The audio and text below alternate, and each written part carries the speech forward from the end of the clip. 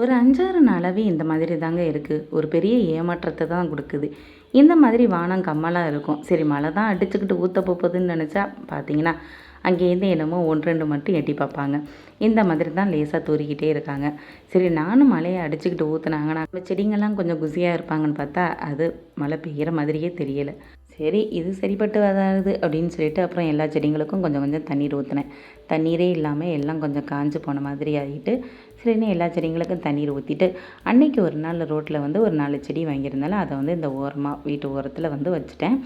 ஆனா பார்த்தீங்கன்னா, இத அப்படியே விட்டுட்டேன்னா, ஆடு மாடுகிட்ட கூட காப்பாத்திடலாம் செடிய. ஆனா என் பசங்க இருக்காங்க பாருங்க, அவங்கள்ட்ட காப்பாத்துறது பெரிய வேலை. அதனால சரி செடிங்களுக்கு காம்பவுண்ட் சுவர் போடணும் அப்படின்னு சொல்லிட்டு, அதுக்கும் கொஞ்சம் தள்ளி இந்த மாதிரி செங்கல் கல் வச்சு ஊனி வச்சுட்டேன். 1 வருஷத்துக்கு முன்னாடி ஒரு மயில் மாணிக்கம் செடி நம்மள்ட்ட நல்லா செழிப்பா இருந்தது. அது வந்து பட்டு போயிடுச்சு. இப்போ புதுசா ஒரு மயில் மாணிக்கம் வந்து முளைச்சு வந்திருக்காங்க.